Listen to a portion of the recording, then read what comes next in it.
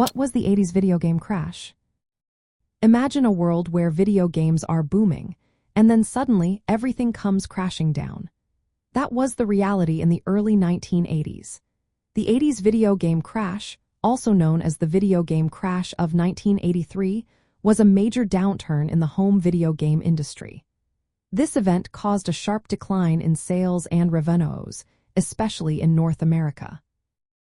It nearly wiped out the console market and led to many game developers and publishers going bankrupt or closing their doors.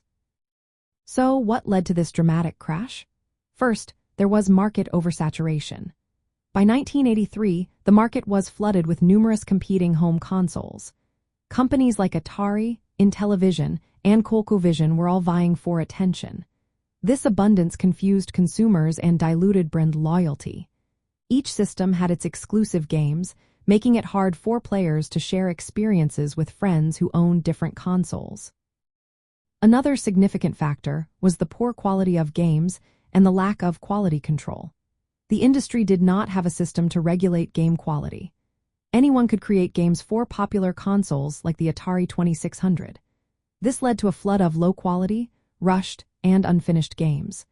A notorious example is the 1982 game E.T. the Extraterrestrial. It was developed in a hurry and received harsh criticism for its confusing gameplay. The home version of Pac-Man also disappointed fans with its poor graphics and sound. These failures damaged consumer trust and made people hesitant to invest in new games. Retailers began to lose confidence in video games as a profitable product. They reduced shelf space and promotion for video games. As consumers felt overwhelmed and disappointed, they stopped buying new games and consoles. This further deepened the crisis. During this time, personal computers were becoming more popular. They offered more versatile gaming experiences, pulling interest away from dedicated game consoles. The combination of these factors led to a drastic drop in video game sales.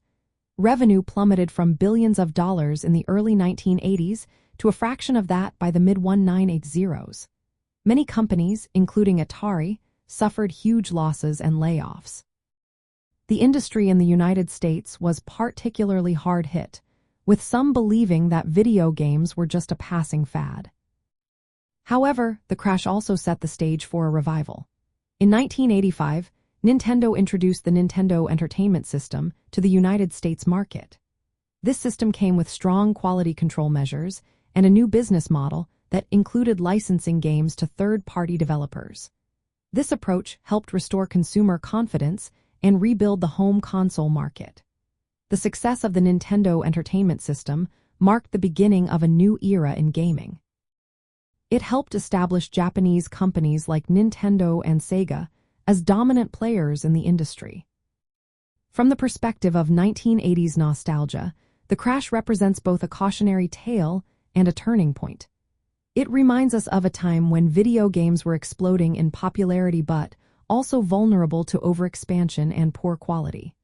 The mix of excitement, innovation, and occasional missteps shaped the foundation for the vibrant gaming culture that followed.